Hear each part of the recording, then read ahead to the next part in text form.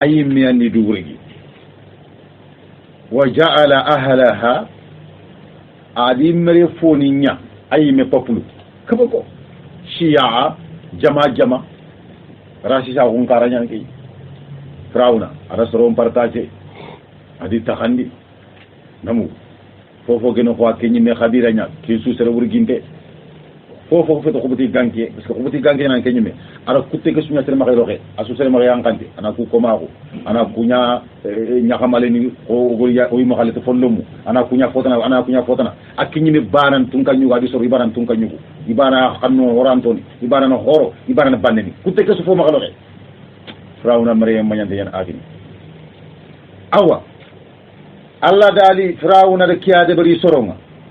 yastad'ifu ta'ifa kabako ad jama ma khayan khandi o faga kunya ko nakala nasoro ma khayan khandi abadan ankila amarta balla de segene Firawna ma minhum gilla yimmi soro beni gamare en nako kabako yuzabbihu abna'ahum soro yuzabbihu awa khursini ndenyana abna'ahum ile nyuguninga wa yastahiya wa tokhindi ndenyana mana nga yagunu nisa'ahum ile nyakharunga innahu anda Firawna warde annabi kana min al mufsidin anya gelli bonu ni ndano nyai Firawna jikku nya fayke akhni arasoro su takhandira sa kunkara ayimne qabila mbarana qabila ma khurginde ara kutte sunya fo ma yankandi kendo karinde do loxoy bege kama Allah fagar ke nyugo ko awa qabila ten ku be feta qabila aya kullu mulagana yu khursimi awa ile nyugo awile nya harun to khono to sirungu mun daga Firawna da kursi ne ke bertani filia fanan ke nya do Musa sare nya bat filande ke nya kembre Musa ri fallen ke ha Musa sare sine ke wujunu tawdo fillo de randum be da xane mbege do manni tunka ñu ko batte do manni do place ke batte nga agni har ke len ko yaka nga taguma sunga tunka ñu ko wacca ifa me kër do place ke batte har populu so ga ñemene and gi do ke place batte awa Firawna ki ade bari har ke len gi bononto fini ke tre mo wa har jamani so ga mburo gende ndigi lim place ke aki akhan wakanta ko none ko yalla ganno ko tan ke awa Firawna lenya haru ko yaaguni ya istihya'u na yaagu nyamana ngana kunto ko nya bawni ti lenyi go nyaani sebe ga nyana sababu ranken Firawna tun kanyu ga ko mo ni yigo nyaani lenya hare fati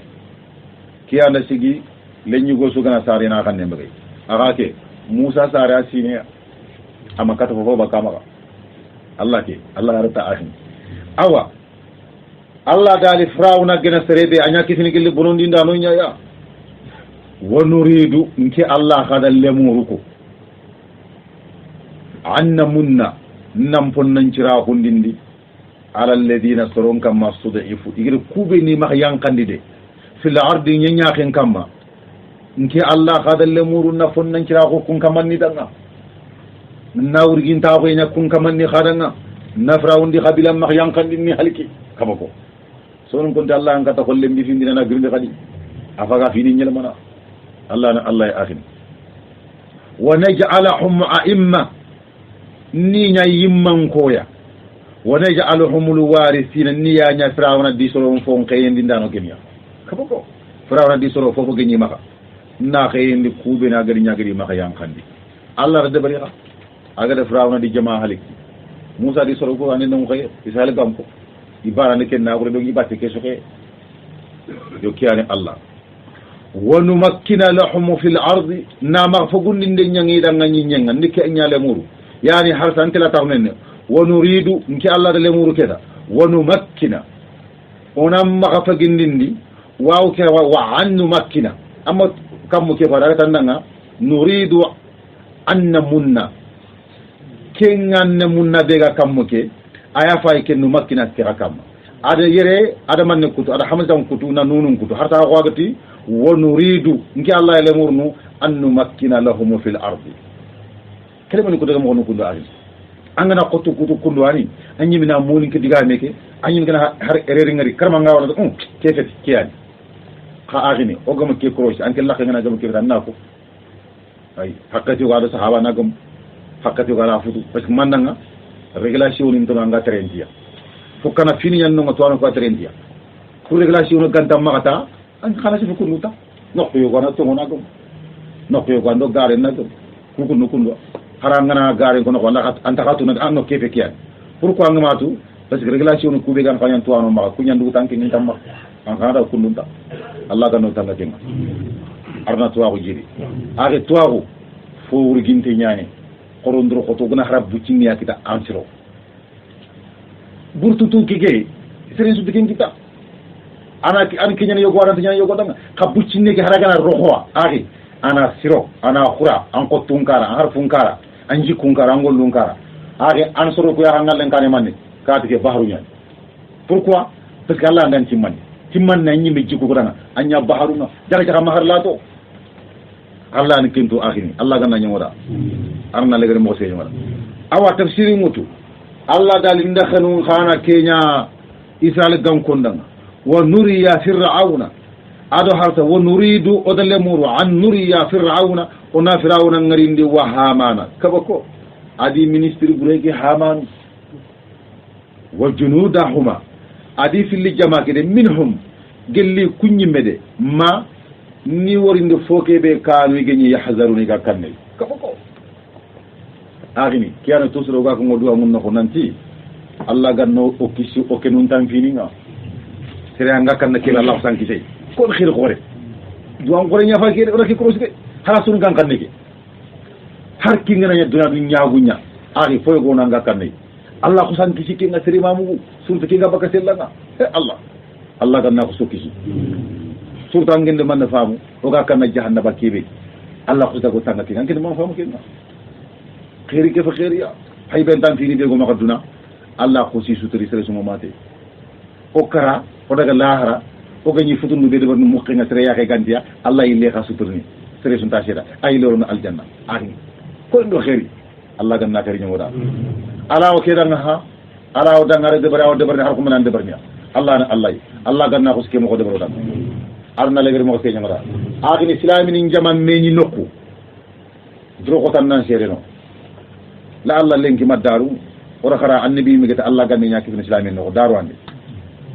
islamin jaman nokku dro ko to sereno ngare parce que duange barke na lakhe su serende tu barke na lakhe su akanta tu anga sereno jama ke su gra duanda jama ke su ka do o gasna amina abi foy go gam bagaya foy go bakaya ya kiyanda sigi salli kharo islama kon sariyan no salli kharo ngenari faari ngati alayhi salatu wassalam akota ina ya kharum bagande har qusu ya harin qusu khoro har ma nyoni kubeni ifini yakun tongani ko ma nyoni o bangani ifini yakun tongani isunam bogo har ya khare be gal ladan no fokki sumbo gina salli kharo nga ha at ladan to ko ya khari ladan to ko kubeni gal ladan no ipunna maga salli ina allah to baka sallano ku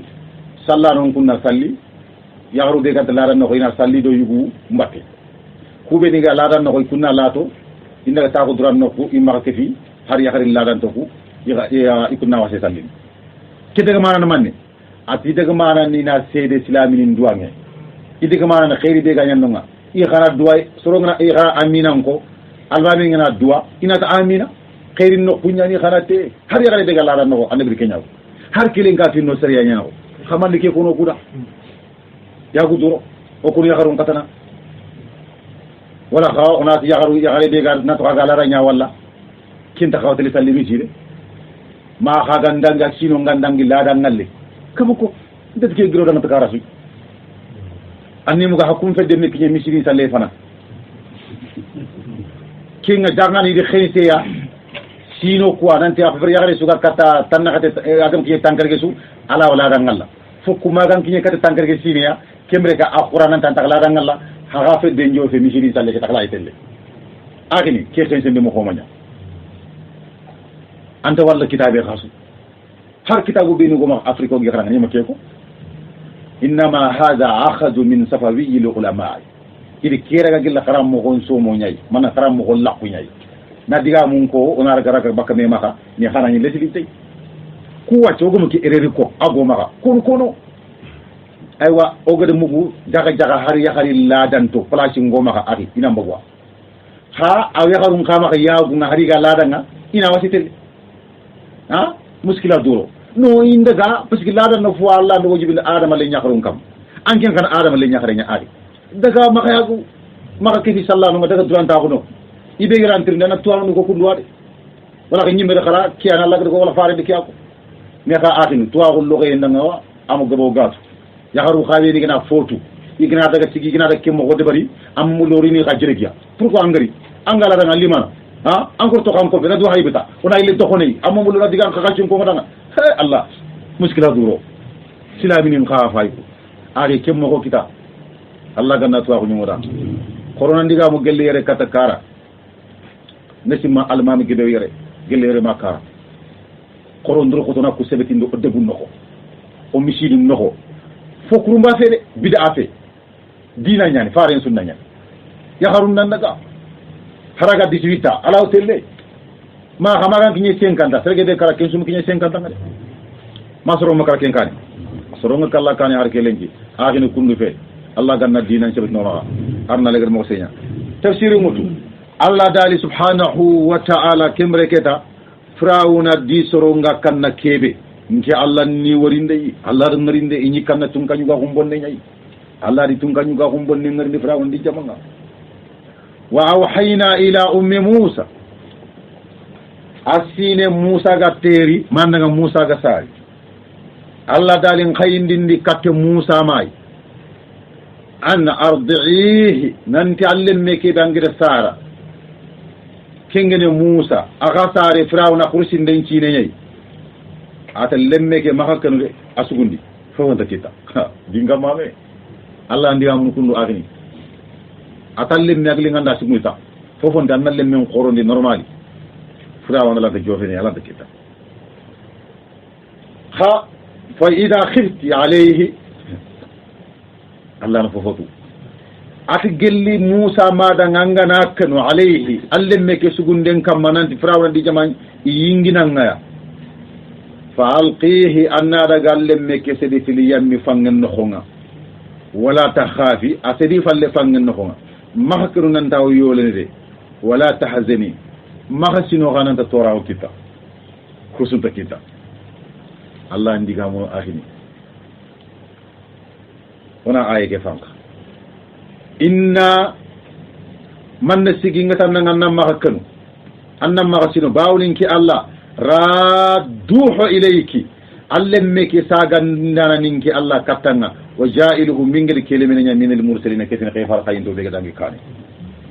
Allahu akbar dinga ma be ndiga mun kundu ayin selan sefenu kundu Allah ndiga mu adam Musa makkilun ta hondi karasu ata sugundi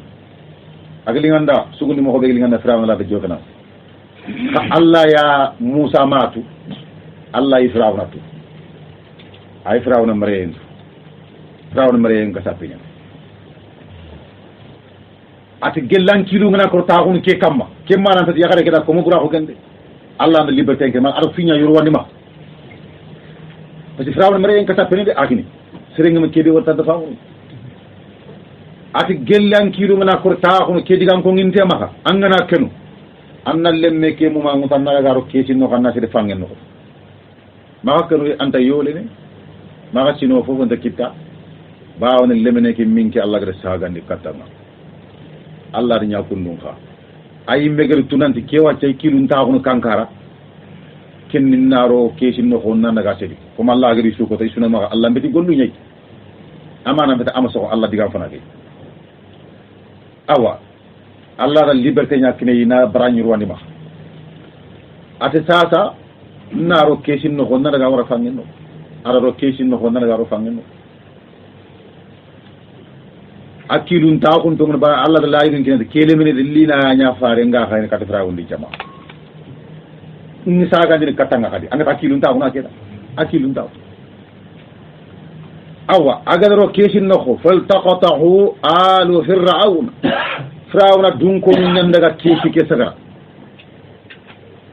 igada Musa ngari abuci alam nan dum manga kesu no hoyda gaw li yakuna lahum aduwan ma kellemene gerinya Firawna di jamanda nga khonne ya wa hazana ado sino ndinda na gi sino ndi tusru firawna golle de gande gemmede musa na kenya de barni ana butte nyamo madineta aw ko kinga kete dan mare no ganyi mare mun no ganyi me fofo no toujours aga kebe nyande ana butte nyamo mona ana butte nya khasanina kaboko antina ngam ke warwa tele rotiya har kile ngasoro mo awa kiya